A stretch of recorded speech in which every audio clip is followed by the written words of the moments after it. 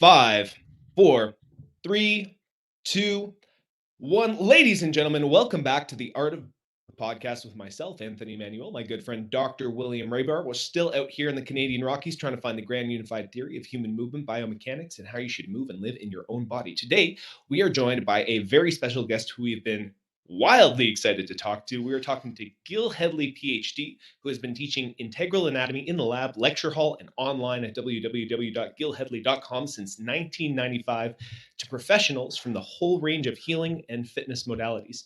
He's the producer of the Integral Anatomy series, the author of several books of poetry and prose, and has now created the Anatomy from A to Z project, a comprehensive 200 plus hour on camera tour of human anatomy based on his integral whole body approach, all available online at, again, www.gilhedley.com. Gil is based in Colorado Springs, Colorado, where he presides over the board of directors of the Institute for Anatomical Research, a 501c3 nonprofit corporation focused on expanding the study of integral anatomy through cadaver studies. Gil, thank you so much for joining us for this conversation today. We're really excited to have you here. For those who don't know about your work, well, they are living under a rock and they should know about your work. What are you focusing on in terms of your own personal work right now? What are some things that are exciting you? What have you been up to lately? I have been up to a lot of fire mitigation on our property up on a Rocky Mountain hillside so that we can stay here for a while longer. But in the work sphere, I'm editing. I was just editing today, going down into the pars intima, the intimate aspects of the human form. I was today editing out an ex situ total pelvic evisceration and kind of bringing it back and forth into the pelvis to show the relationship of those pelvic organs. It was really cool.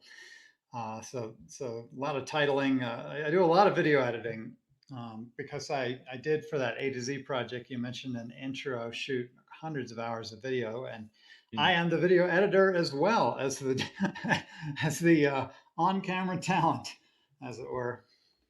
I can relate to that. You kind of end up being you wear a lot of hats when you're creating your own sort of systems and you're doing a lot of your own stuff there. Exactly. On a personal level, I went on a Joe Dispenza retreat about 4 months ago today, and I've been meditating for an hour or two a day ever since, and looking forward to doing a week long in November with my partner in all things, Rachel. So I've dived deep down the rabbit hole of my internal space, and I'm really at the benefit of it. I can say just so many changes have happened for me that I'm kind of thrilled to be on this inner path as well as my professional path.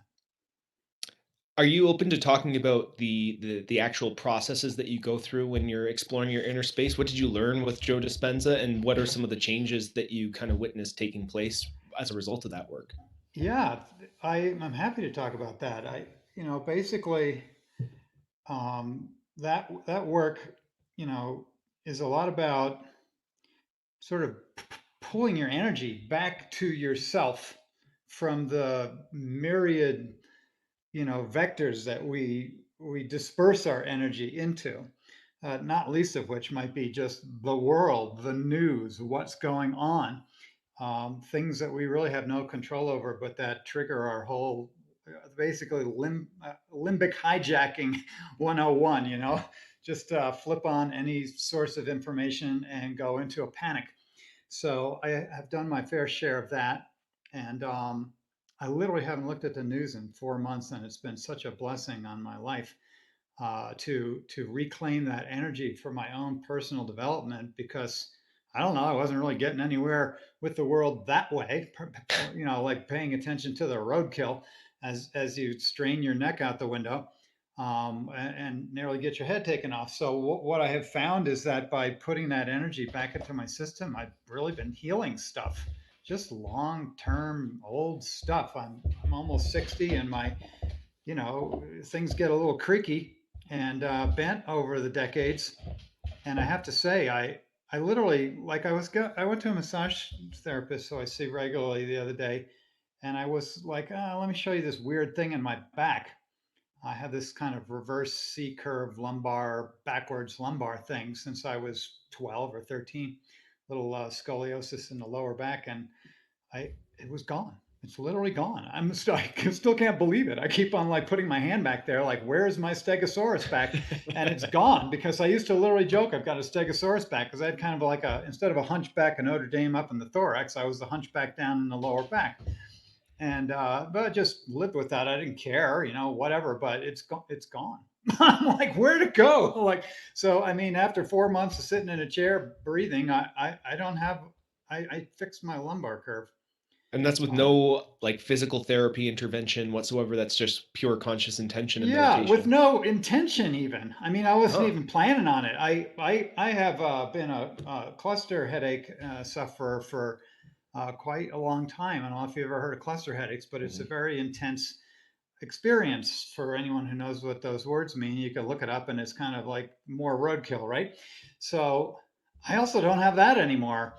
I mean, I've been working on it for over a decade. That particular issue, but I'm just it's over. It's kind of gone. My head is clear. It's like a miracle. So I can't speak enough for the value of bringing your energy back to yourself, blessing your internal being with love and gratitude, and just see where it leads you. Just holding the world inside of my chest, like, is that my heart or is that the earth? And to literally concentrate on that with gratitude and appreciation and respect and courage and love, and like I literally believe that's how we heal the world. And we heal the world inside of us. The world is inside of us. We think it's outside of us. The world we're experiencing is purely inside of us. And if we go deeply into that, and we can do it anatomically, why not? Like, pick an organ, fall in love with it, speak joy to it, and see how things turn out for you. Just do it as a science experiment. You don't have to believe in anything. So in previous episodes, we talked about Carl Jung and how he said that the first half of your life should be about building up your ego and working on your individual self so that you can give out to the um, your second half of life to the world, right? And Mm, give your gifts. And I think some people miss that in the first half of their life and may have to do it later mm, on and regain that energy. Something that you were talking about in a previous episode we had, we were saying that trauma is stored within the body in mm. perhaps frequencies. And I watched a video of yours where it was, pineal gland had to do with magnetism Mm. and the pituitary with visual Oh, light. And yeah, there's I different remember. frequencies within the Hmm. different organs of your body. Is this have to do with the process that you're doing right now? Or are you working, let's say, singing with your thymus, having resonance Mm. through your voice? Is that a physical process that you're doing? Sometimes it is, but mostly it's more about for many years I was kind of happy to see it. Dispenza was doing what I've been doing by accident for years in my labs, where I do take people on tours, say, of their pineal and pituitary gland. We're standing around an excavated head, right, and we're looking at these glands with our eyes.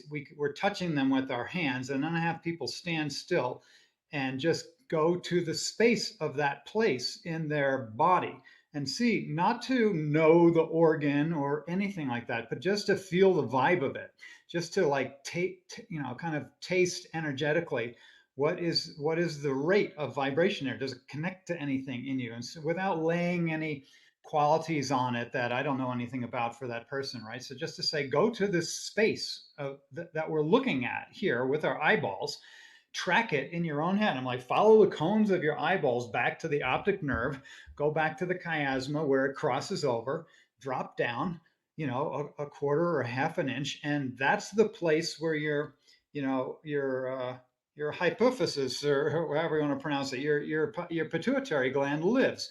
Now, if you go to that place and just visit it, like, this is your domain, this is your territory. What is it? What surprising sensations do you encounter there? What might you find? It's not unlike remote viewing your own body, right? I'll take them, say, go to the very peak, the crown of your head.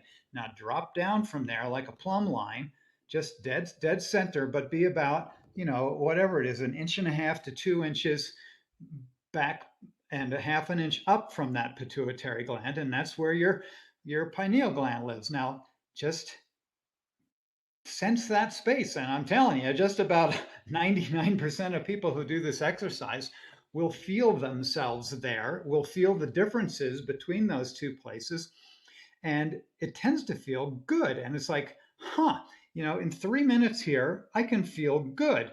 Well, I've been feeling shit all day long because, I watched the news and so said such and such, and I'm anticipating this or that, right? And that vibration literally makes you sick.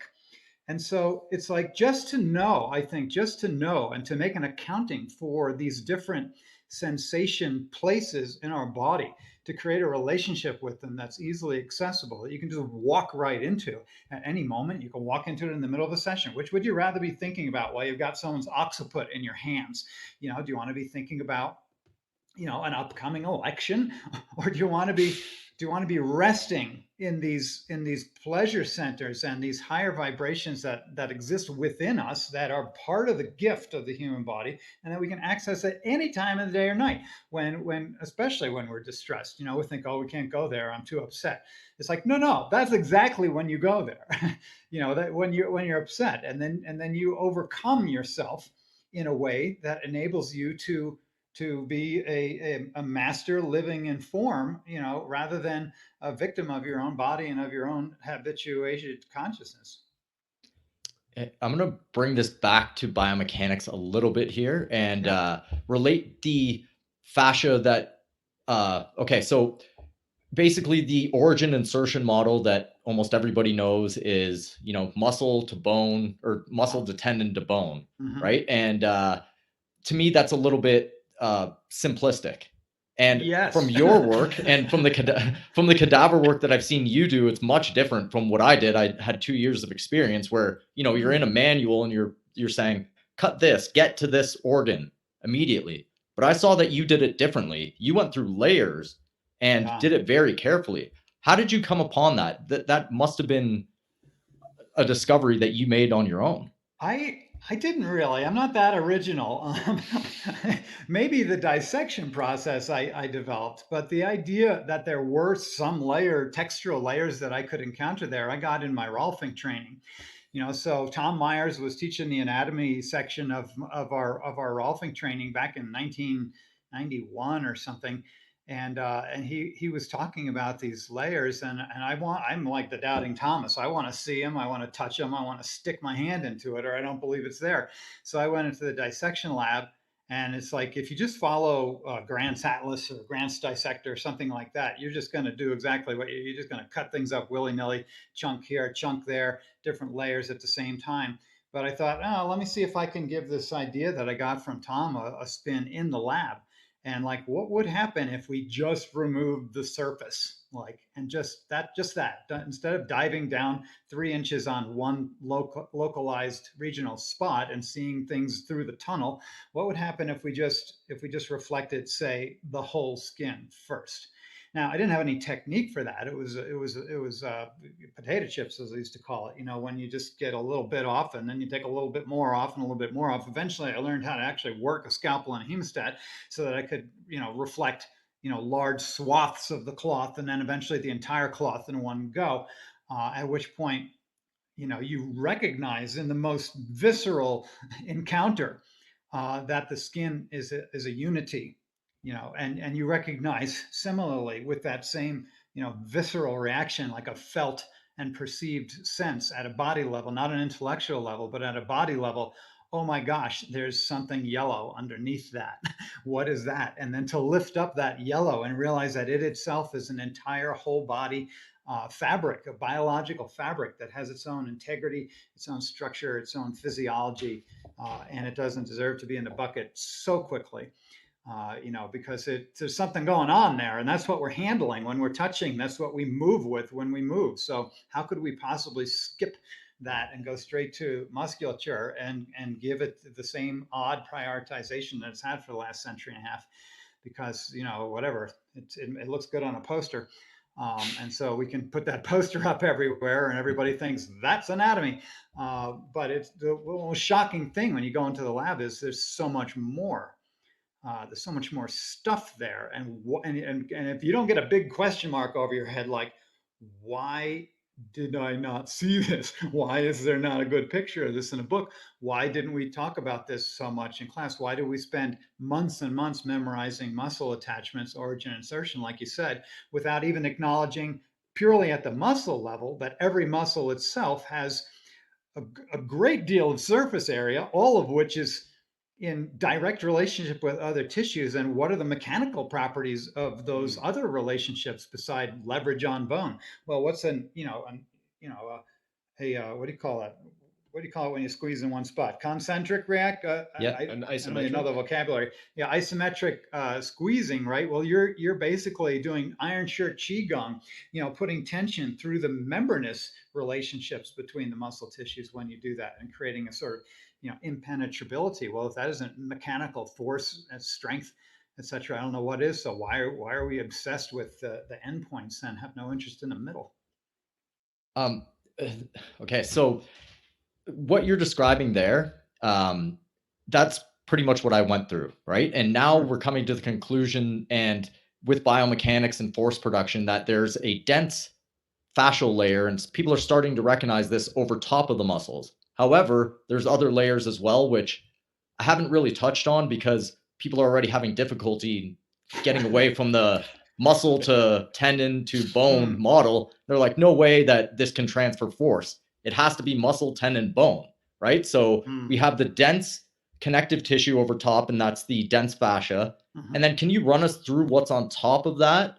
Yeah. Towards the skin, like the perifascia, the superficial fascia, and just. Oh my gosh, I just got a little twinge there. You said the word perifascia. I'm a little excited here. I'm sorry. A good thing We are not too. Yeah. So the thing is that dense regular fibrous fascia is actually embedded in other fascia. And that's why I call it perifascia, because it's around fascia. It's fascia. It's fascia that's around other fascia. And so I like to think of it this way: if you took a baking pan and put some Jello into it, right, and you gelled it, and you had spaghetti, a network of, say, a spaghetti grid in the middle of the Jello, right? The Jello would penetrate the spaghetti grid. It would be beneath it and it would be above it. I could take my knife and cut the Jello off the top of the spaghetti grid and lay eyes closer onto the spaghetti grid, but it wouldn't take away the fact that it was embedded in that Jello. Well, the Jello is your perifascia in this analogy. And it practically is Jello, because, I mean, what is Jello anyway but a bunch of boiled collagen, right? So the gelatin is boil some horse hooves or some pig's fascia or something, and you're going to have that gelatin. So we really have this in our bodies. It's liquid, though. It's in a fiber liquid state, and the movement properties are living there in that liquefied fibrous jello, as opposed into the dense regular fibrous fascia, which I tend to think of more as an exoskeleton or a structuring element that's anchored to the bones and creating septa, throughout the musculature. But basically, it's a stabilizing structural element that I don't want to mash on too much, relative to the perifascia, which will change quickly, because of its, it can go through state changes much more quickly than the deep fascia, which is going to take, days, weeks, months to change and to stabilize the change. But so if we're going skin to superficial fascia, if you looked up skin on Google, you get 5,000 graphical images that would include epidermis, dermis, and hypodermis. So epidermis is that stuff that's flaking off into your bed and your pillow, and the dermis is like a fishnet stocking of fascia, basically, that's very dense and tough. And then the hypodermis would be the fatty layer that I call superficial fascia, which can be inspected, dissected, and turned into different things depending upon your knife skills. But ultimately, that superficial fatty layer that's just subcutaneous, right beneath the dermis, overlies the deep fascia, but not without an intervening membrane where there's differential movement. So if you just grab your forearm, right, and you grab the skin there and slough it back and forth, right, what makes that movement possible? That movement is made possible by the perifascial membrane over the deep fascia. So if you press into the deep fascia, you feel that tough, dense matter before you get to the muscle tissue. But the schlocky potential of the skin and superficial fascia over the deep fascia is a function of that membrane, which still is having the deep fascia buried into it, because you get to the deep side of the deep fascia and there's more sloshy membrane, which enables your musculature. Just wiggle your fingers now and stare at your forearm, and you'll see your muscles dancing underneath the deep fascia. That differential movement potential is a function of the same membrane that's on the other side. Now, it's not everywhere. It's not 100%, right? Because in some places, the superficial fascia has anchor points and it's not sloughing down to your ankles, right? It's anchored at certain places more so than others and doesn't go schlocky so much. But where it does, it will have a range of motion, right? It will be where it is, or you can use it in such a way that it reaches its end range of motion. And at the point where that schlocky membranous system reaches its end range of motion, there you have force conduction, right? Because if put a baby on your hip, the baby is going to drag your skin and your superficial fascia over your deep fascia, and there's going to come a point where it conducts force. That's very interesting. So with the dense fibrous fascia over top of the muscle to the actual sliding surface, which is what you're describing with the perifascia, how much is there a difference between human to human? Like in the dense fibrous fascia, is there much of a difference between people, or is this a pattern that you see amongst most people having the same fascia? And is it moldable with training? That is a really interesting question. It was a driving question for me for many years, because as a Rolfer, I was taught, Rolfing structural integration, I was taught that I could base it, that fascia was a plastic medium. The fascia that we were talking about was the dense regular fibrous fascia. And that when I leaned on it with my elbow, I was inducing the thixotropic effect, kind of melting it and then putting it where I want and asking for movement and helping to remodel a person's body on the spot. Well, that's a great story. When I got to the lab, I thought, well, I should be able to see, if it's a plastic medium and people are using their bodies differently, it should be reflected, in the deep fascial patterning. And what I found was over and over and over and over and over and over again, hundreds and hundreds of bodies, I could walk up there and predict the fiber direction of the deep fascial layer of the dense regular fibrous fascia pretty predictably, from area to area of the body. I know I'm going to get a 90-degree grid, on the IT band. I know I'm going to get an off 90-degree, maybe 75-degree angle, and obtuse and acute angles going right underneath the xiphoid process. I'm going to see swirlies around the knee. I'm seeing this on old ladies. I'm seeing this on a 40-year-old dude. I'm seeing this on a 104-year-old person. That they all have the same basic pattern. Now, the thickness of it can be different, right? In other words, if you're swinging an axe and chopping cords of wood, you're going to thicken that stuff up. But the line, kind of the linear patterning, is going to be still the same. It's going to thicken up in that pattern. It's not going to suddenly turn into some other pattern. And that was interesting to me, because it made me think, well, what the heck was I doing then when I wasn't making someone's fascia thinner or thicker when I was leaning on it. I thought I was changing the direction, like the fiber layment, such that it could do different things or move differently. Well, no, I wasn't. Not at all. That's not what you're doing. What I decided that I was doing once I got to know that perifascial layer was that I was sticking my elbow in that and encouraging it towards its natural slipperiness. And that when I did accomplish that and bring it back to its natural slipperiness, then the shearing potential of the tissues under my hands increased.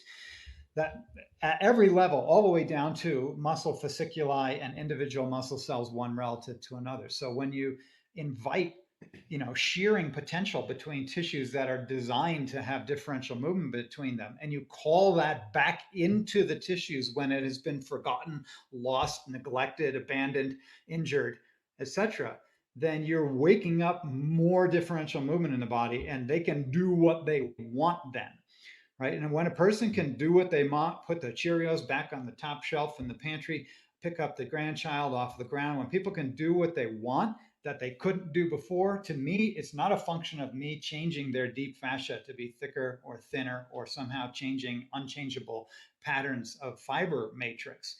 What it has to do with is recovering lost potential for differential movement in the membranous layers, which are accessible and responsive and are full of nerves, it turns out. So differential movement means sliding between, let's say between muscles, between individual muscle cells even.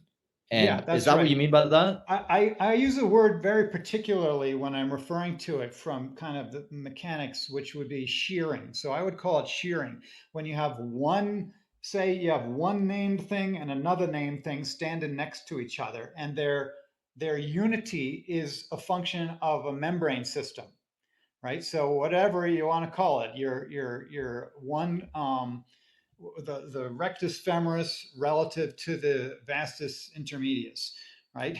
Those two tissue groupings that we name have in between them membrane, right? Such that we can have a differential contraction of the fibers of rectus femoris relative to the fibers of vastus intermedius.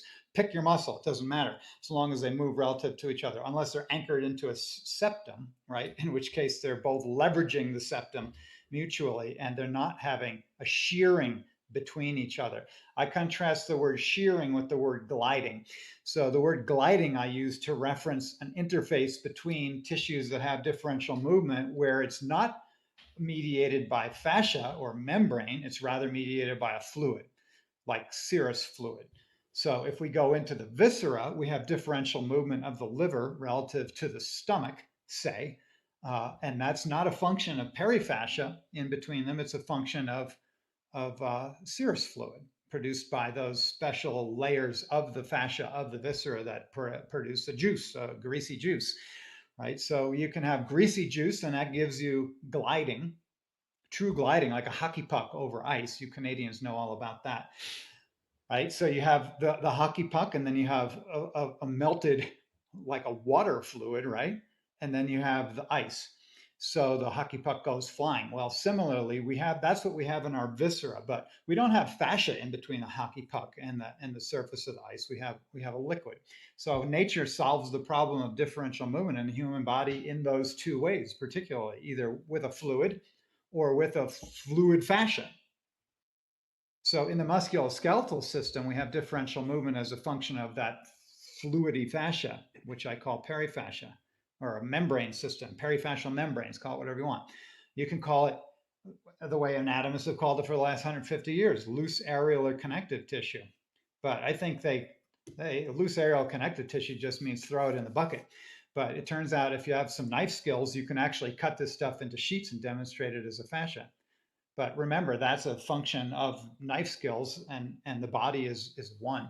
However, the body is one and differentiated into different textural layers that have completely different functions. And we're not oak trees, we have differential movement in our bodies. Anthony, anything to add to that? I'm unpacking a lot of that. That's a lot for me to take in. Sorry, I talk fast. No. I really appreciate it. There's so many thoughts that have kind of come up. One of the systems that we've kind of explored talks a lot about maintaining the viscoelastic properties of the fascial tissue in your training. Good. And some of their arguments against conventional lifting and conventional sagittal plane, frontal plane lifting is that you could create what they call fascial adhesions, either through poor posture or poor movement patterns that basically eliminate the viscoelastic properties of your fascia. So when they're doing their patterning training, they're trying to respect these lines of fascia, and they're trying to train and apply resistance, or they're trying to train elastic movements. They're emulating throwing patterns or gait patterns, and they're trying to generate this and when we're talking about, well, I can see the direction of the matrices of these fascia predictably. I think that's kind of their idea. It's like, no, there is actually fascial lines that have these universal patterns, these Mm-hmm. lines of force that our bodies are meant to go over. And if you don't Mm-hmm. respect these lines necessarily, you can create dysfunctions and you can eliminate the viscoelastic property in your fascia. And so you should train in a way that respects these lines and Mm-hmm. respects the viscoelastic properties. Do you Mm-hmm. think that I mean, when you're talking about doing these manual therapies, again, it sounds like you said you're restoring this this Jello spaghetti relationship Mm-hmm. for pardon me because my academic Oh, that works. vocabulary That's is not exactly up to par, but neither is my role is mine. my role is like a translator Yeah, yeah, into layman's terms on this podcast more than anything. I don't have the yeah. same academic background that Dr. William has, but do you believe that you can through poor movement quality, obviously, you know, you have experience in rolfing, you have experience in working with people and a breadth of experience with this dissection. Do you think that there are certain things that we can do to basically like harden our fascia or decrease these viscoelastic properties, and what's happening physiologically when that happens? I would say I heard you use the word like eliminate or lose. Mm, That might be strong. You know, it's more like a matter of degrees. And the degrees would be, say, on a scale from, say, slippery to gummy to brittle, right? That's a phenomenon. To me, that's real and provable under microscopes, and it has to do with, levels of fluidity and hydration in tissues that may be at the function of chronic inflammation or stasis and dehydration, right? So we have these different elements that can contribute towards, by degrees, right, towards the movement from slipperiness, which would be our ideal in the membrane systems, into gumminess, where they're getting kind of sticky. I mean, we literally make glue out of connective tissue, right? So, I mean, out in the world, like go look at Elmer's glue. It's just a yes. bottle of horse hooves with enough water taken out of it that things stick to each other as a function of it. What are marshmallows if not the same thing?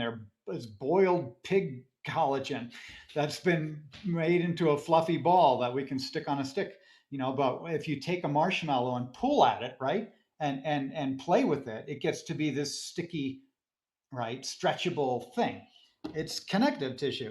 So literally, so we have, that's one thing, right, is to be looking at where we stand on the range in any given place in our body. This isn't the whole body at once, but we move selectively in our cultures, right? We if we see someone moving spastically in the street, we think they're on drugs or something, right? They're not moving the way we're supposed to move socially down the street in Toronto or something, right? You're not supposed to move like that. We're going to put you in a straitjacket if you keep doing that. So that being said, we move within the limits of our sport or our culture or our family matrix, and everything that isn't moving in that system is going gummy, in my opinion. So if you're not expanding your movement repertoire relative to your cultural place, you're going to be gummy where everyone else is gummy in that culture. I was a devout Roman Catholic, and we were all pretty gummy in the pelvis, right? We all walked around like we had a load in our pants. Skin was kind of pale, and it was just a certain way of moving that said, I am not available here in this place in my body because I have rules and thoughts and emotions and mores with regard to that. And that's true with a sports person, right? They build grooves in certain ways that are slippery and amazing for throwing a ball across a field or getting a golf ball, down the fairway. But consequently, other things are held, right, and made more gummy and stiff relative to that entire global system in order to accomplish a task, and that's fine. You don't really want to get Tiger Woods all slippery all over his body because the ball's going to go on the next fairway, and that's the end of the game. So we sacrifice, in our choices, how we do it. But there's another level of this that I heard when you were speaking, and that had to do with sort of training the fascia.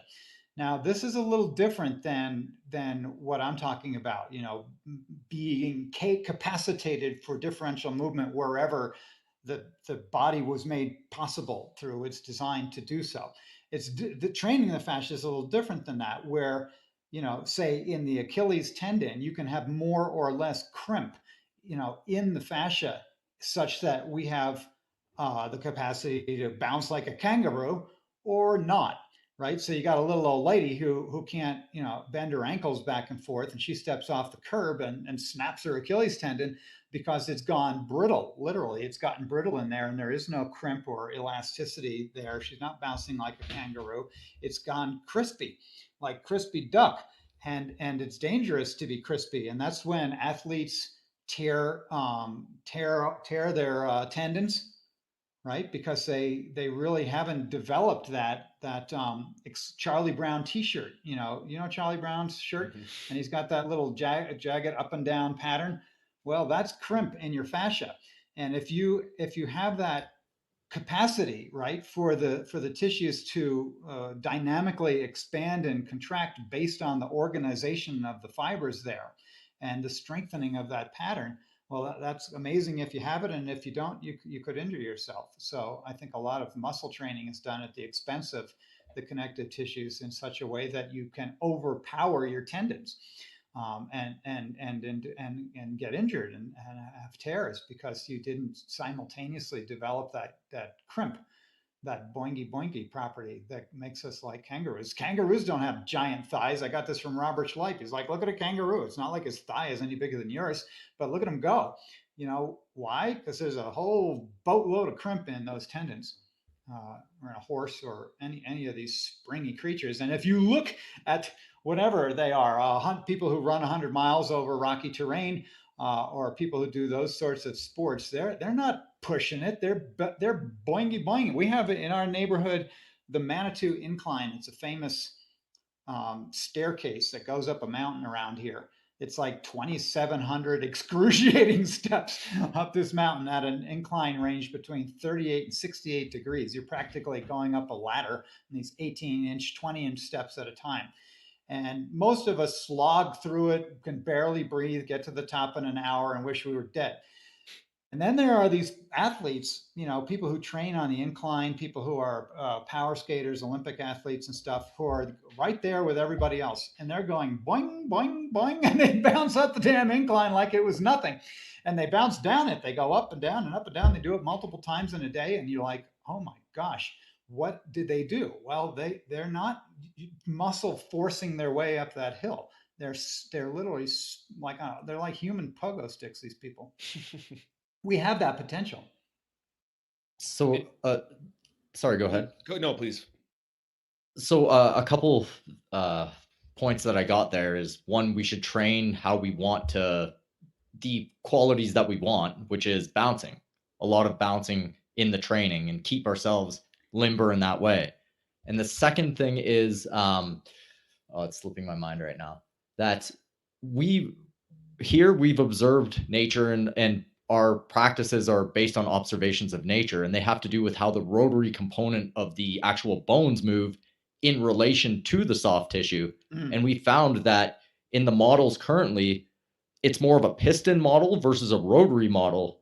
And that has a lot to do with the way that people are getting injured, not only the bounce of the tissue, right? And this is based off observations of nature, and it was just an interesting point to put on to what you said there. Yeah, sure. Yeah.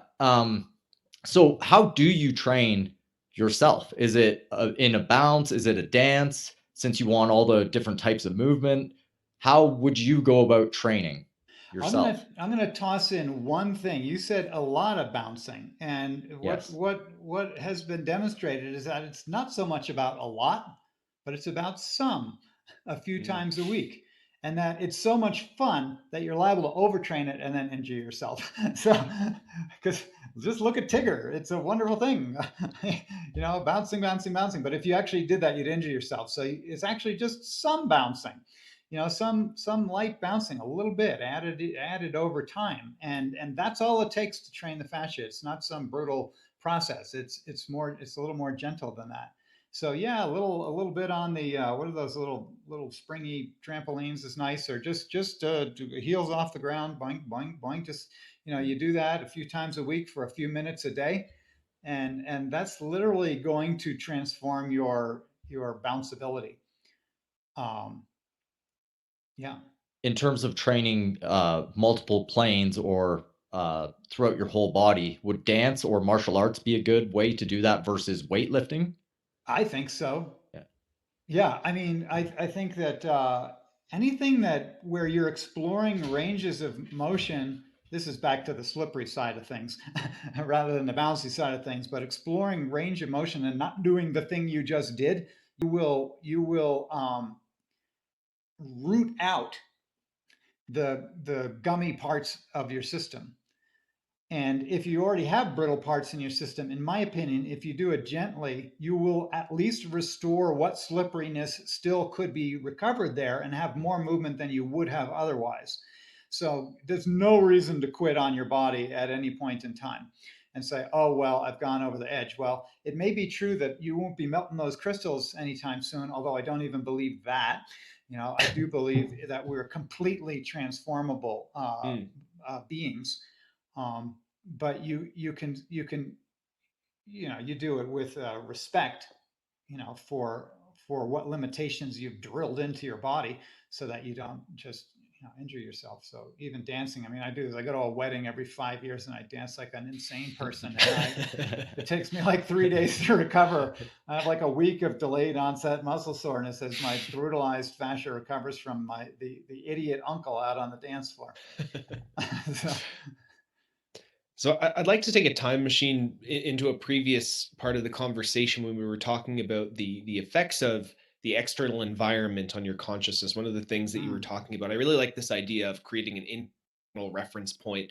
I have a background in studying yoga. One of the 8 limbs of yoga is pratyahara, which is withdrawal of the senses from the external world to create an internal reference point of your own consciousness. That's kind of sounds like when you're practicing the work of Joe Dispenza, yeah. Dr. Joe, that sounds like a lot of the work.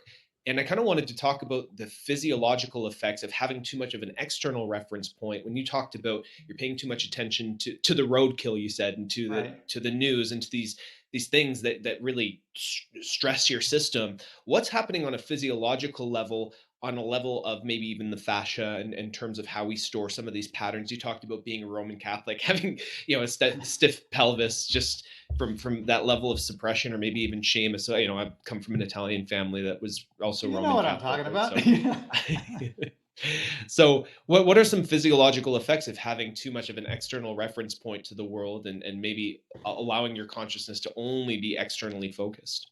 Yeah, adrenal exhaustion, lots of hormones of stress flowing through your bloodstream, not enough time, a lot of over segmentation of your brain and not enough integration, failure to go into heart coherence on a regular basis, and being in incoherent states, in which case your accuracy in throwing is lower, your cognitive skills are lower.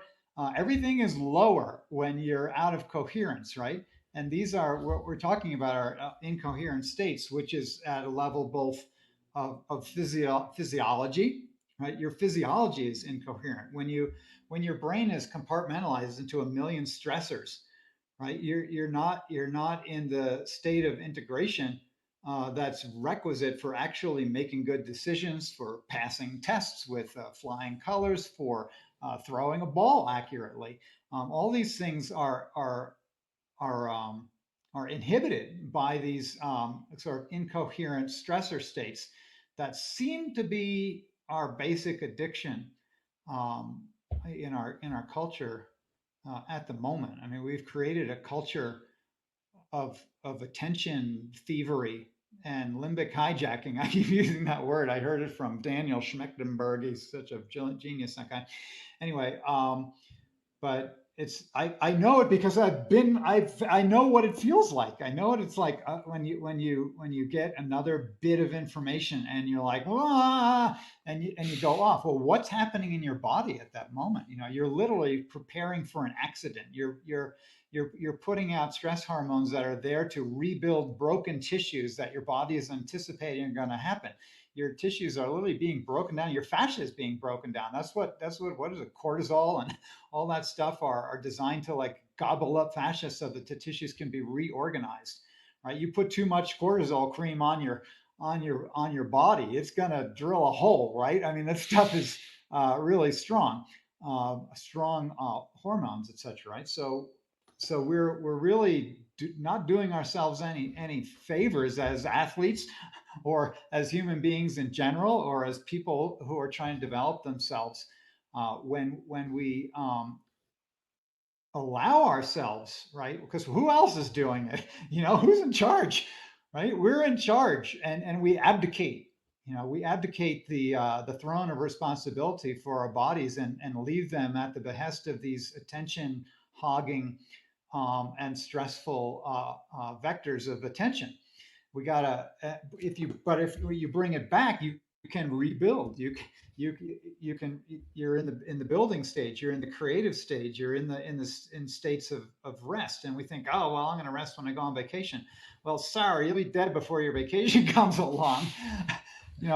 Because when I'm retired, I'll do that. It's like, no, it's got to be today, actually, when you actually sit still and allow your body to do what it really knows how to do well, to reset your autonomic nervous system, to create state changes in which you can heal the damage of either 30 years of reading the news or just time on the playing field.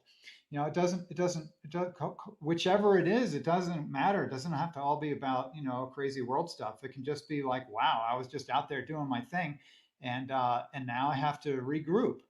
Um, and it's a spiritual discipline as well. I mean, Jesus would like, I got to get away from the crowd. Let's get on the boat and go to the other side of the lake. I just got to get away from these people. I can't rest. That you have to recoup. Eventually, it's like, oh no, they're over here too. Okay, I'll talk a little bit more. But then we're going up the top of the mountain, and we're gonna just sit there. And would you guys just sit here with me for a while? Because that's what's needed to keep this show going. So I hear there's this almost state of chronic low grade stress. So you're almost in a chronic state of like low grade catabolism. Like you said, there's this adrenal response, and obviously an adrenal response when you're, say, in a hunt, or you're in a Yeah. fight for dominance in whatever animal social hierarchy you're in. That's a positive stressor, because it signals to your body that you're progressing and you're growing, and it's the tension that's required for you to survive in the wild, right? And I never look at that necessarily as a bad thing. It's obviously a function within our bodies for a particular reason. It's a hormetic stress.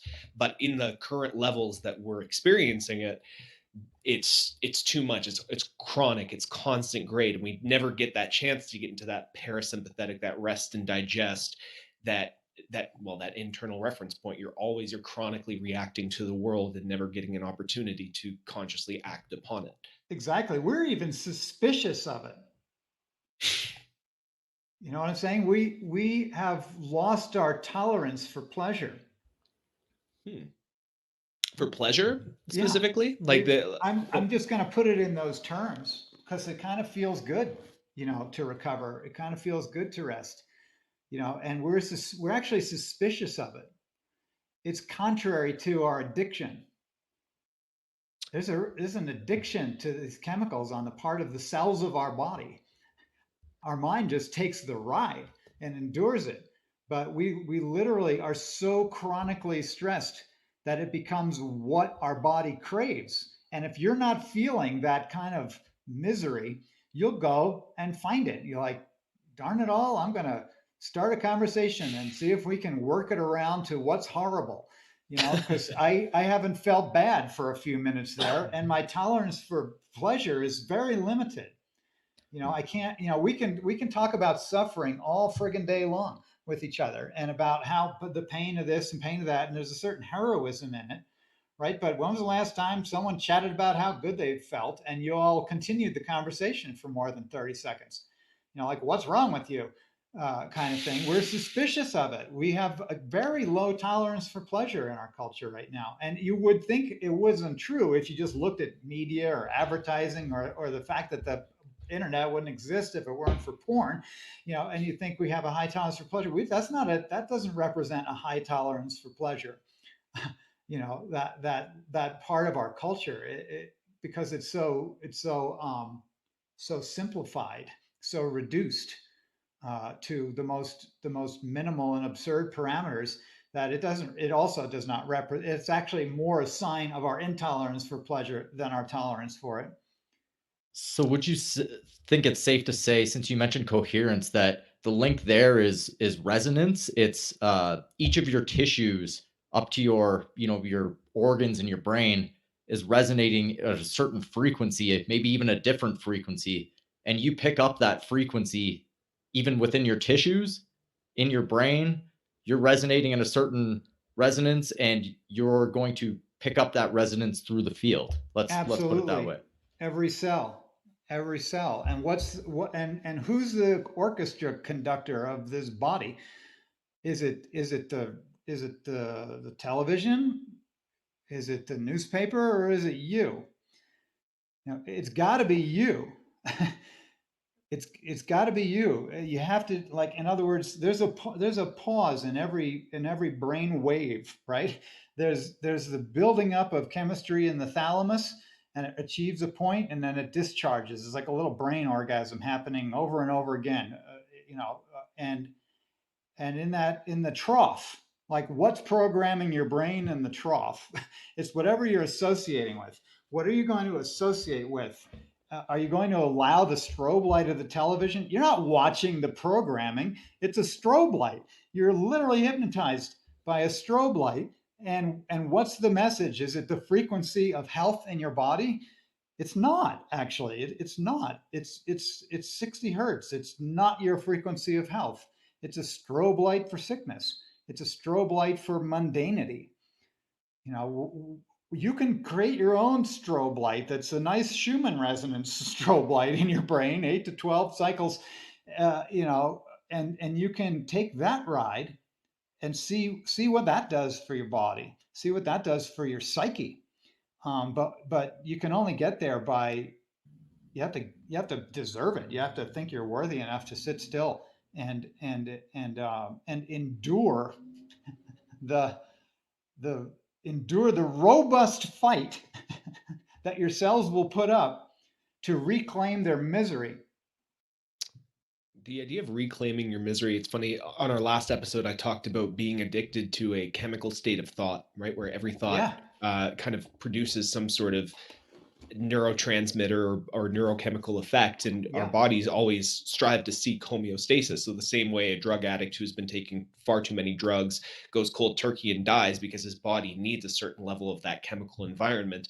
When you stop thinking in a certain pattern that you're accustomed to, even if it's the most negative, self-defeating, self-sabotaging thought pattern that does not serve you in any way, as soon as you start thinking in a more positive, self-serving way, it feels out of balance. It feels like your body's homeostasis is out of whack because you're so chemically conditioned to a certain thought pattern. And I found that very interesting. That was again, Joe Dispenza was also breaking the habit of being yourself. That was also yeah.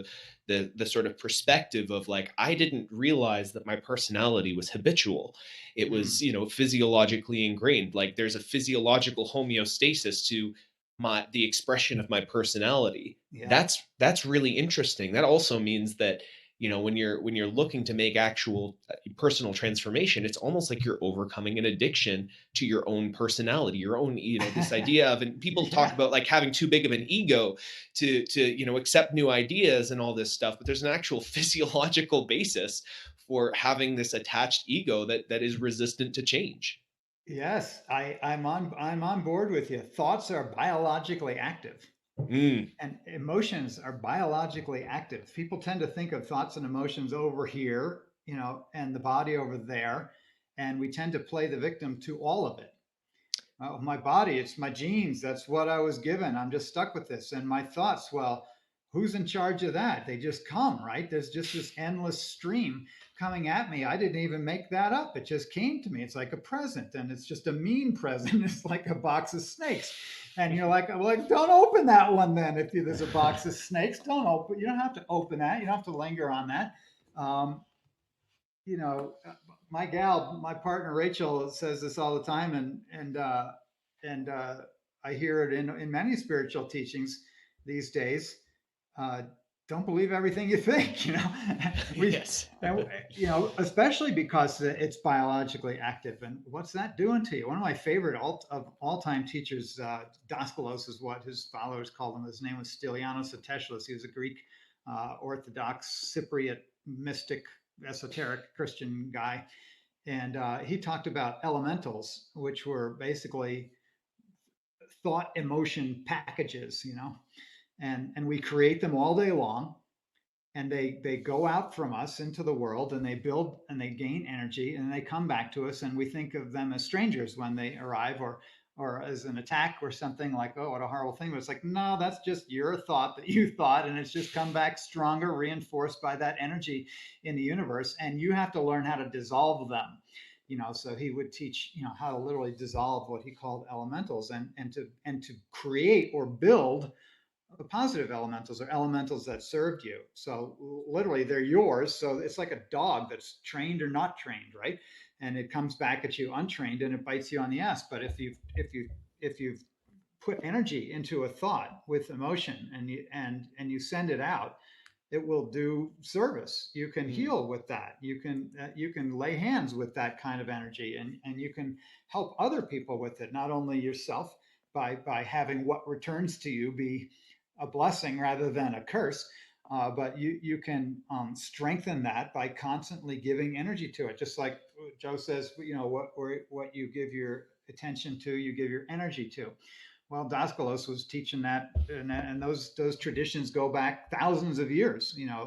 Those esoteric traditions on how to manage your thoughts, how to think intentionally, how to build the force and energy of that intentional thought with emotion. Now, what is an emotion? These are physical phenomena. We're talking about our body here. We're talking about an emotion has a chemical signature, right? Whatever it is, it has a hormonal signature. It has an autonomic nerve pattern signature. This is what's so cool about a body.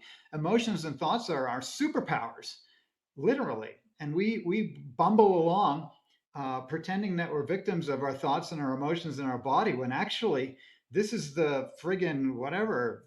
This is the MacBook Pro fully loaded with an 8 terabyte solid state hard drive and every program you could ever imagine. We've all been handed this as babies, and most of us just piss on it.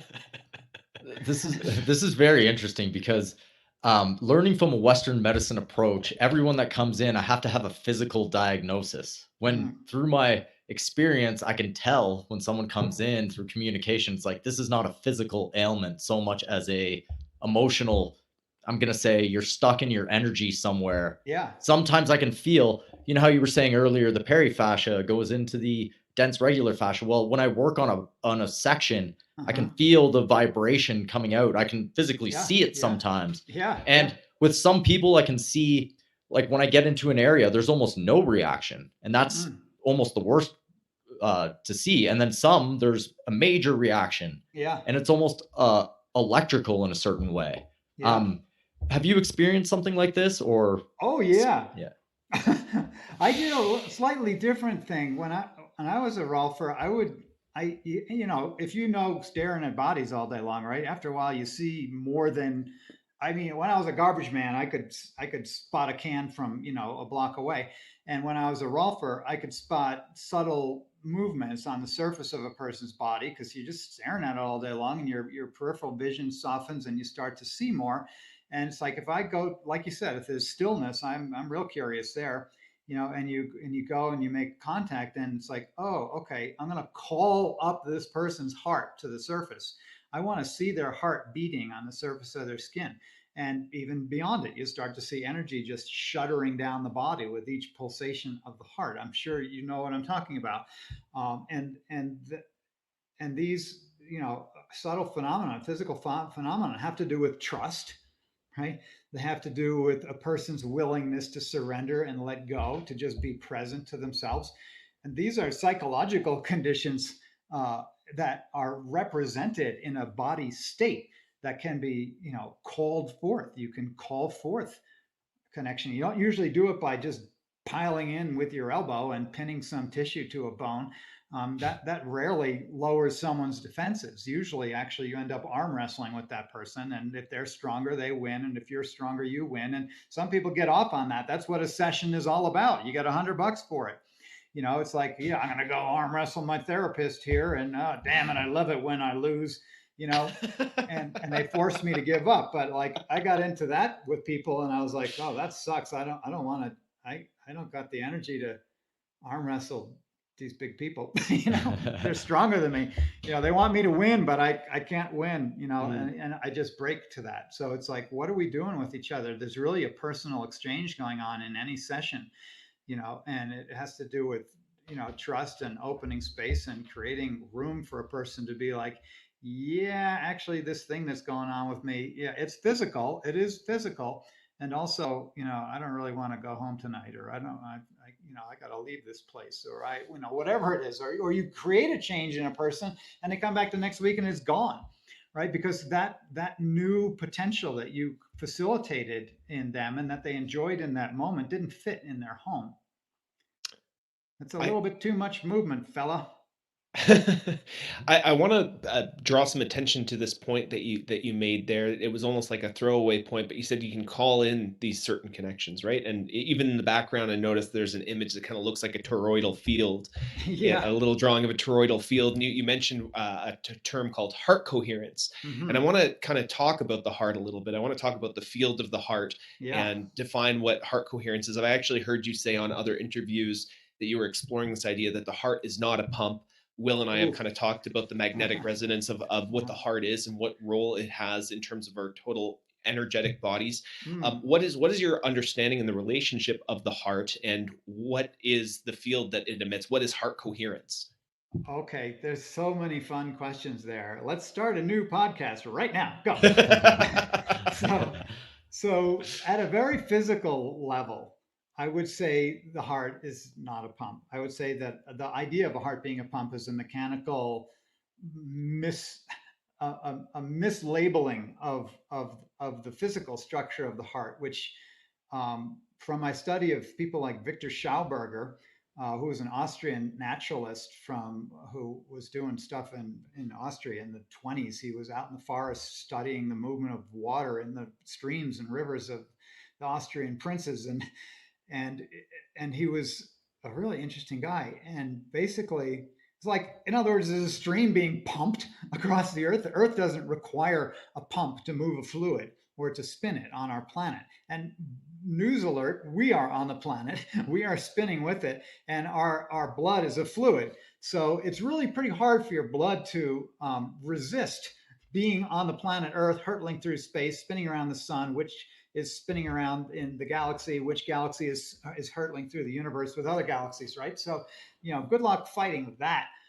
So our blood, I would say, is having its movement refreshed at the heart center, and that the main function of the heart is to facilitate the spin on the blood.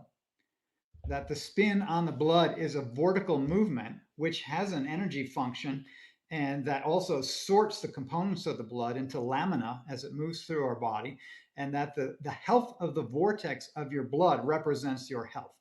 That healthy vortex has a higher carrying capacity, right? For nutrients, for oxygen, for prana, whatever you want to call it, that may be moving through the blood, that isn't being pushed to the end point and then pushed back through 60,000 miles of blood vessels and capillary networks. No, it's being sucked to the periphery and sucked back to the center. And there's not a lot of effort or force on the part of the heart to accomplish that. If it had to force the blood through 60,000 miles, your chest would be as big as a Ram 2500 truck, because it would, which is what I drive, which is if you look at a heart lung machine, for instance, this is a giant machine. It's pumping blood. Your heart is not pumping blood. Your heart is spinning blood through its dynamic spirillic contractions, right? So it has this autorhythmic contraction, and that contraction, like, it's just like a knuckleball, right? A knuckleball in baseball where the thing just kind of goes through the air and wobbles from the air because they pushed it forward, right? The knuckleball you pitch with a push, and that would be what your blood would be doing, like a musket, right? A musket pushes through an explosive force the ball through the muzzle of the gun, but a rifle spins it. We have rifling in our aorta. It manifests with every pulsation of the heart, rifling. That's literally putting a spin, like a fastball, putting a spin on the blood and turning it in such a way that the shape of our vasculature sucks that spinning vortex through to the periphery. And then the low pressure zone of the thorax pulls it back up. So we have a suck going on in our heart system. It's not pumping. And if it were pumping, and it does sometimes, we reduce our heart to a pump when we create and generate resistance to that flow through hypertension, through our personalities, through our dispositions, through our fears, our anxieties, our grief, our hatred. We actually canalize the blood, stiffen the vessels, generate friction, and ask our heart to push it if we're going to stay on the planet. So homeostasis will turn the heart into a pump if we're resisting the flow of life within us. So this blew my mind the first time. Anthony, he's like, like you saw me getting my mind blown in real time. Anthony just chewed 3 of his fingers down to the knuckle. He's a 2-fingered man now. That was so much to digest. This blew my mind the first time I heard it. It was your video, which every listener should see. You unwind the heart in a different way, because again, with cadaver class, it was chambers, and you cut it in 4, and you look at the chamber. Then you were talking about, and I'm like, that's very interesting, right? But I hear the lub dub. I can put the stethoscope on my heart, and I know it's a pump, right? So what is this guy talking about? And then I look at Rudolf Steiner's work, and you know, the heart is a blood spinner, or the heart is not a pump, right? So can we go through the physical aspect of that? Like at the actual heart level, it's spinning the blood, and there's rifling within the heart itself. So it's actually made to spin the blood, and then it goes through, and let's say the artery, arterial, and capillary. And at the capillary level, the fluid is actually stopping, and it's surface tension from there that is creating the movement back to the heart. If you just take a glass pipette at a capillary size level and stick it in water, you can. And what's his name? University of Washington. Gerald Pollack. Gerald Pollack, thank you, has documented that the water will move through that pipette in a given direction. And it will move differently if you change the shape of that pipette as well. You will lower the friction if you create a conical or vortex-like form. That's what Victor Schauberger did. He made conical pipes. They were like ram's horns, and they were measuring negative pressure inside of those pipes when they introduced the fluid to it. It literally just got sucked to the other side without being pushed. No pump, not necessary. And that's the kind of shape we see in our vasculature. Right now, we know that if we look at the pressure differentials of the visceral spaces, right, we're high pressure in the pelvis, we're slightly lower pressure in the abdomen, and we're very low pressure in the thorax. Sometimes negative pressure, right? If we do a forced exhalation, you feel that air sucked into your lungs, just right to balance the pressure. Nonetheless, we always have much lower pressure in the thorax than in the abdomen, right, where that big old vena cava lives. So as the blood, right, is being basically pulled into the low pressure zone, your liver would pop out of your mouth if it weren't for your diaphragm, right? Yeah. Because of the low pressure zone. That's what we call like a hiatal hernia is an example of your stomach popping up into your thorax because the insufficiency in the hiatus there, the ring in the diaphragm. But the vena cava, right, is a path straight into the heart, a low pressure zone within a low pressure zone, because when the heart beats, you create an empty right atrium, and that empty chamber just needs to get filled. What does it do? It sucks the blood out of the superior and the inferior vena cava. You know, it's not a force. It's physics. It has to fill up, and then the lungs are adding to it with their compression and decompression through the breath cycle. This is also fascinating because from everything I've done, what it comes down to on a macro level, from what I've seen, is pressure mediation. I think pressure mediation when I'm working with a client or a patient, and I think this in the body in general, and vortex energy, a spin within the, like I was mentioning the bones before, a spin within the, and I can show you this afterwards. And that's the energy that flows in the macro, but you're talking it's happening in the micro as well, which is just absolutely mind-blowing. Yeah, and it's so easy. It's a gift. There's no work involved. It's not so hard.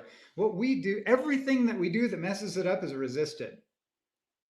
To me, all ill health boils down to resistance of the movements that are natural to us when we're not messing with it. Whether it be the breath, whether we're holding our breath. I mean, I walked around my entire childhood with a stomach like a washboard, and got praised for it, right? Because our culture loves a washboard stomach, right? But what it represented was fear, right? I was scared. I was in my home environment was a little challenging. I went to school and was admired for my washboard stomach, but I had it because I don't know. I was like bracing for something, right? Well, what does that do? It's like putting a set of dumbbells in the form of your rectus abdominis on the costal margin so that your ribs can never lift up and you can never take a deep breath. Well, what does that do to your physiology? What does that do to the freedom of movement of your heart to generate spin on your blood? It's all physiologically antagonistic to health. And we all do it for one reason or another. And by the way, the first time I saw Rudolf Steiner's title of an article, Your Heart is Not a Pump, I nearly threw up. I was like, what? Yeah.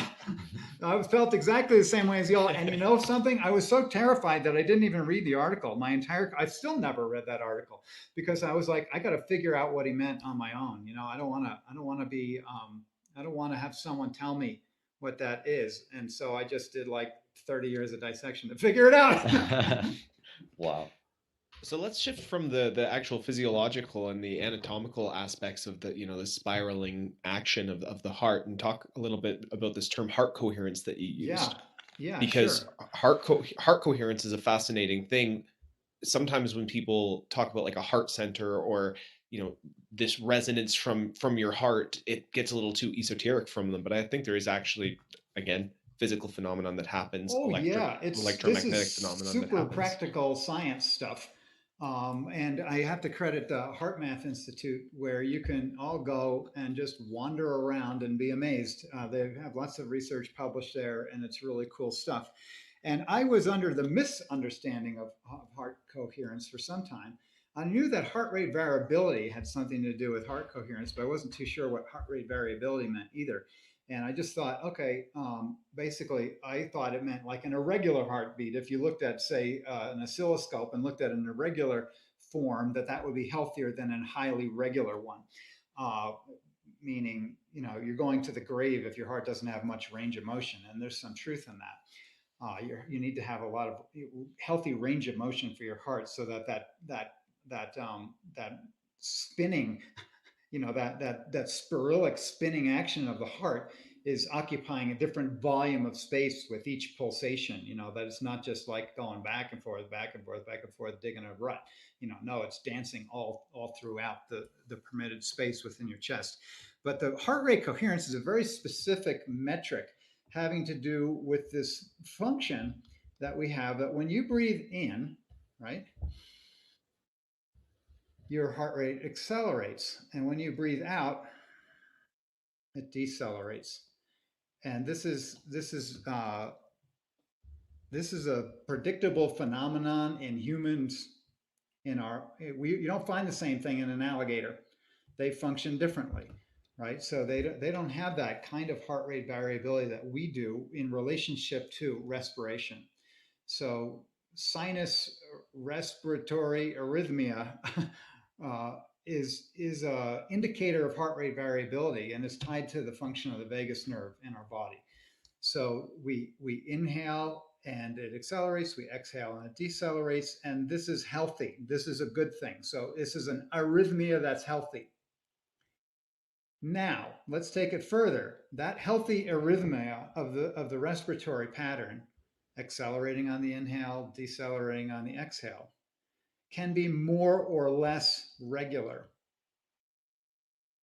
So when it's very regular, you would see a very beautiful sine wave formed if you were sort of plotting. If you were plotting the changing rate of your heartbeat as you inhale and you exhale, if that changing rate of your heart rate as you inhale and exhale achieves a beautiful sinus sine wave, sinus, I don't know the word for it, beautiful, pretty wavy wave that goes along, and there's a regularity to that. We call that heart coherence. Heart coherence is when there's a beautiful regularity in the changing rate of beats while you inhale and exhale.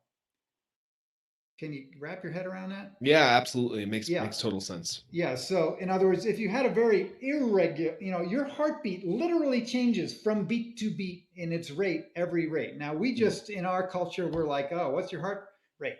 And we feel for 15 seconds and we count to whatever the number is, and we multiply it by 4, and we tend to assume that each heartbeat is the same over the course of a minute.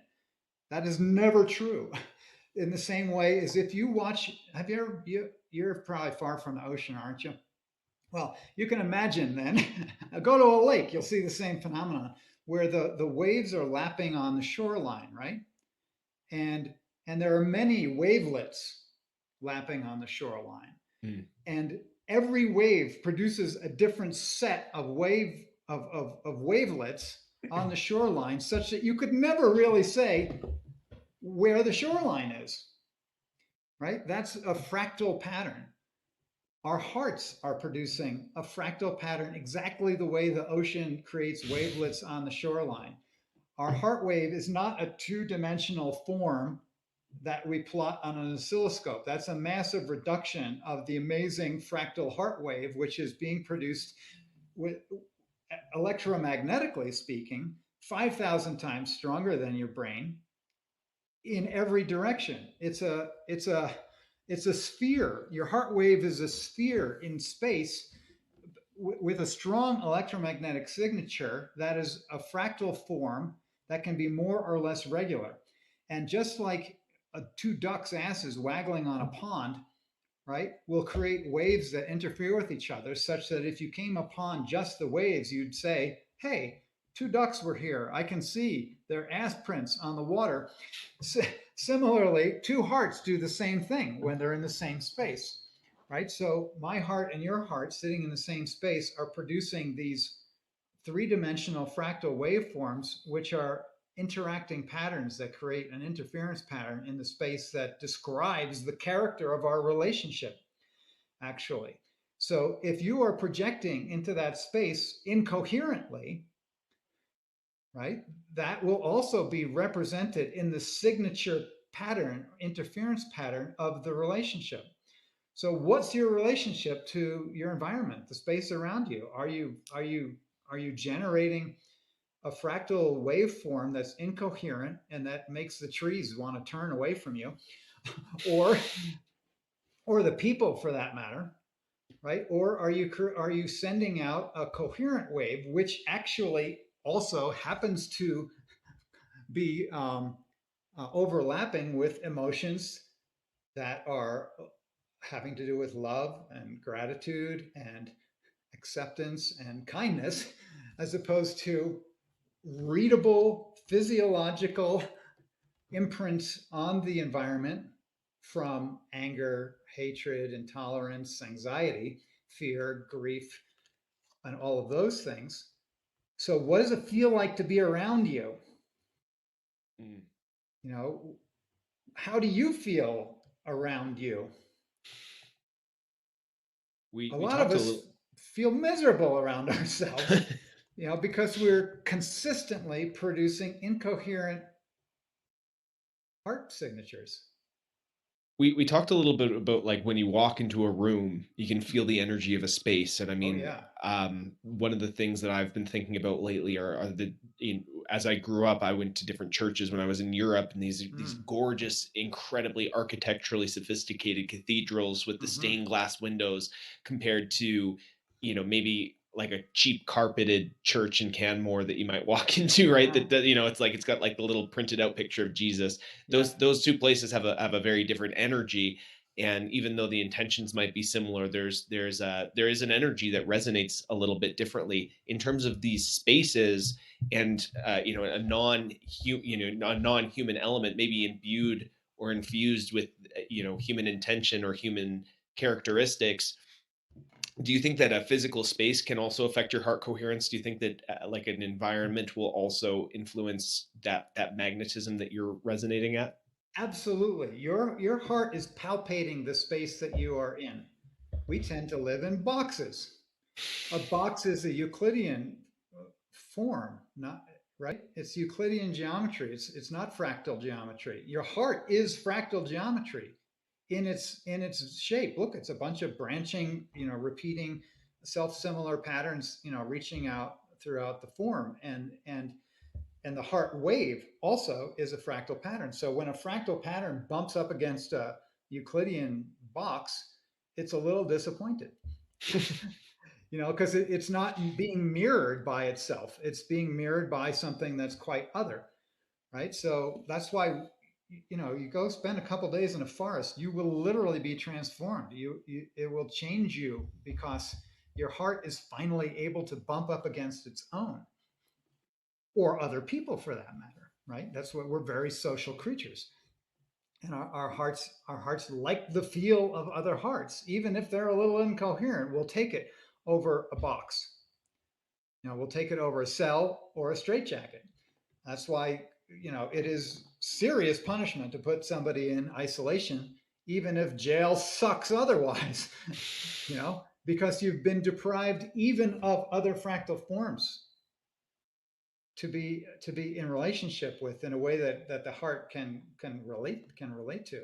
Now, with regard to those spaces, is another function happening where those patterns that we talk about, right, the interference patterns generated and the thought forms that are generated in a space can become very intense.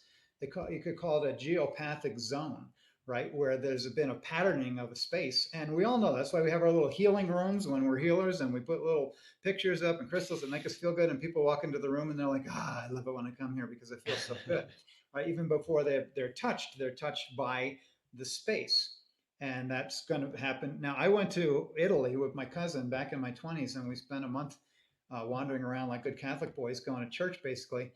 And boy, we could feel the difference from one church to another, what was going on in that church. So, frankly, when we went to the Vatican, it was cold as ice. Mm. Uh, when we went into St. Peter's Cathedral, it was impressive as a building, but spirituality, I did not feel there.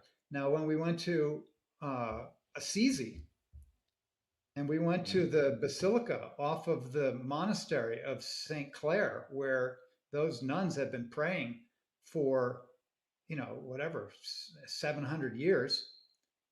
And the San Damiano cross, before which St. Francis had knelt when he had his vision that he should, repair the church because it's falling into ruins. That cross was right there. And those nuns had been praying in front of that cross for 700 years. And we were speechless. We sat down in this tiny little chapel for a half an hour, and it was literally buzzing. We didn't know what was going on. And we walked out of there and we couldn't even talk to each other for a half an hour because we didn't know what had happened. We had just been in a zone. We had been in a powerful geopathic zone created with very positive intentions by a loving group of people for 700 years. And you would have had to been, you would have had to been a corpse to not have felt it. That's absolutely incredible. Is this kind of a reason why prayer would work even from far away? If a lot of people think about something with good intentions from miles away or from across the world, um, do you believe that can work through the field into a resonance and have a healing effect? Absolutely. Clear intention coupled with elevated emotion is going to be flipping, literally going to be flipping star stuff on the other side of the galaxy. That's just physics. I couldn't make this stuff up. In other words, that's what physics tells us. There's a coupling that happens, and it's a creative force, and that's why so many. That's why the whole shutdown, blada blada, over the last couple of years was just amazing for healing on the planet, because people were like, well, screw it, I don't got to be there. We can do it anyway. Let's just get together and do exactly what you just said. And people experience beautiful transformational healing, regardless of the lack of physical proximity, because we operate at multiple levels. That's, this thing that we're operating at, that we think like hard stuff bumping into each other, that's a level that we operate at, but it's kind of a joke made up by our brain. By our physical brain. It's an interpretive stance of the physical senses in relationship to energy forms and vibrational fields that are more to the point, actually. I mean, we're such suckers for our senses. We believe them, and then we disbelieve our emotions. But the senses aren't the superpowers. The emotions are the superpowers. The clear thoughts are the superpowers. The clear thoughts coupled with the elevated emotion is a superpower, not not clairvoyance or clairsentience or clairaudience, not just because you can see an energy field around a body. Great, good for you. But it doesn't really. That's not a power. It's still a perception. The emotion and the intention, those are powers. I'm making this shit up as I go along, by the way. So let's, from a practical perspective, let's say Never thought about someone it that way, but that was fun. Anyway. those flows of consciousness is exactly why we do these podcasts. It's a lot more often than not, I find that the concepts that we're working with are more revealed to us rather than being just retroactively. We kind of figure this stuff out on the fly just through conversation. Wonderful. From a practical perspective, let's say someone is living in the world and they're suffering from this limbic hijacking. They have an overstimulated nervous system. They're in this chronic state of low grade stress that is wearing on them, and they want to develop these superpowers. They want to develop a greater relationship with their emotion and the impact that can have on their own heart coherence, on their own relationship to the world at large. What is a practice that someone who is maybe in a highly stressed state? I count myself among that population, by the way, as someone who's working 3 jobs, doing this podcast, just giving everything that I can as a young man to try and make a ding in the universe. Yeah. I do acknowledge the fact that I've fallen away from my spiritual practice, and I've developed a very, very strong external reference point as opposed to that internal relationship to my own consciousness. So what is a practical way to start rebuilding that relationship and moving away maybe from that limbic hijacking and more towards that heart-centered space where I'm in resonance and you're coherent with the proper intentions of the universe? Yeah. Two things pop into my head. One of them is, you think you don't have time, but you do. You think you don't have time, but you do. You make the time when you commit to your recovery from those addictions. You make the time, and you make the time by withdrawing your attention from the time robbers, the attention thieves. And you all know what they are in your own life, right? But there's huge swaths of your day that are devoted to utterly unproductive self-poisoning that can be reclaimed, and then on that rock you shall build your new self, right? And you don't have to spend a dime. You can breathe in to a count of 7 and then breathe out to a count of 7 and breathe into a count of 7, or do a count of 4 if it makes you happy. You might not have that much wind. Breathe in 4, breathe out 4, breathe in, and just feel the wind going over your lips. Feel the sensation of the breeze on your mouth. Feel the air rushing into your lungs. Just feel it. And do that for a couple minutes a day in different times until you crave it, until you crave the sense of calm that fills your body when you do a practice that simple, that cheap, that free, just based on generating. Now you want to bump it up a notch. Once you've added, once you've just counted your way through that for a few minutes a day, then consider feeling gratitude while you do it, that you can breathe and you're not on a hose and you're not on a ventilator, and that the air is free, and it doesn't matter where you are. You can do this in jail, you can do this anywhere. Just sit still and give yourself that present enough to actually crave it. Because once you've kind of put those attention thieves aside, you'll find yourself craving it. You'll be like, I can't go forward without this. This is my own conversion is to this commitment to myself is relatively recent. I have been a fanatic, anxiety-filled person my entire life. I always said, this is not the life when I meditate. You know, I was a monk for I don't know how many lifetimes. I'm like, I covered that. I had my monkish enlightenment over the years up in the cave and the wherevers, and I feel that resonance in myself. And I thought, no, I got to get busy in this life. I have lots of things to do. I'm going to do this, that, and the other thing. And I'm going to accomplish this. I'm going to have a family. I'm going to be embodied. I'm going to do this and that. Well, save the whole world and lose yourself. What's the point? Right? So you can lose yourself in that. And I'm not saying quit your day job. I'm just saying frame it. Frame it by making space through a commitment to yourself to steal your attention back to you. You deserve it. And the changes that will happen are rapid and astounding. It's like, really? It was this easy? Why did I put this off like my whole friggin' life? This is so easy. It's not hard.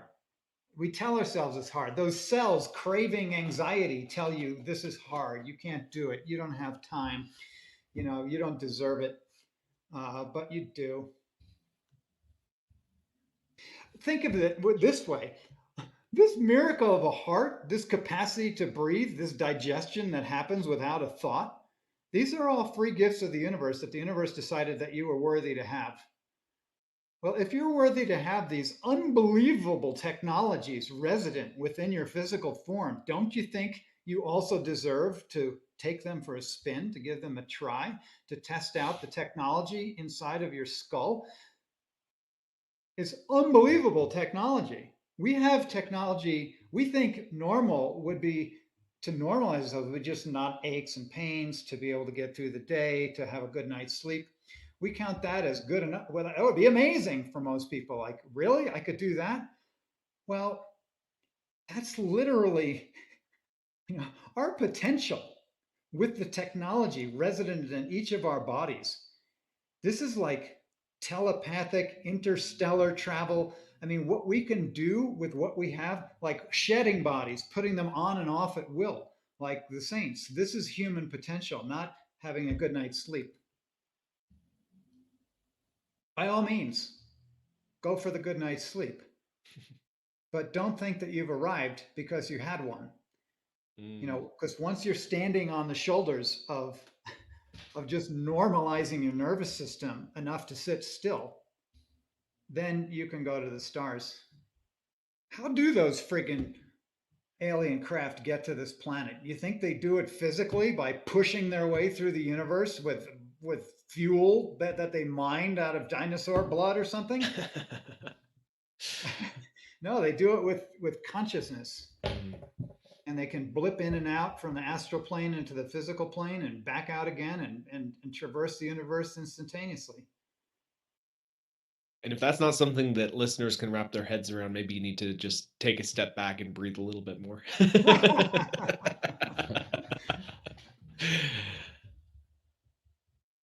Will, any thoughts? I feel like I'm soaking it all in, right? I'm gonna have to listen back to this 20 times, and I will, because it was absolutely fantastic. Are we having fun yet, guys? We are absolutely having fun. I think on that note, guys, let's wrap that up here. This was an exceptional conversation, Gil. Thank you so much for joining us here and for providing so much value to us and our listeners. I am also going to be listening back to this about a good 20 times as I'm taking some space and time for myself to digest this. I'll watch myself, have my mind blown about the heart not being a pump in real time a few times. You guys created a space, and I am so grateful for you. This was tremendous fun, and I hope that the community who listens with y'all and chats with y'all will enjoy it as well. I reckon they will. Just knowing our audience, I think this is going to be an absolute gem. Thank you. I believe I was telling Will, I felt in my heart that this conversation was going to be a turning point for our podcast, for the types of conversations that we wanted to start having. So thank you for being that initiation into another layer of consciousness that we get to explore. For those of you who are listening on YouTube, please hit that like and subscribe button. It really helps that old algorithm. If you're listening on iTunes or Spotify and you want to see the actual video replay, it's available on nofilter.net or on YouTube. You can follow me at The Body Moves on Instagram. Will is at The Art of Move. You can also follow Gil on Instagram, but go check out his work on www.gilhedley.com, which I'll include in the description of this episode. Thank you so much for listening, guys. This is The Art of Move podcast, and we'll catch you on the next episode. Have a good one, guys. Thank you so much.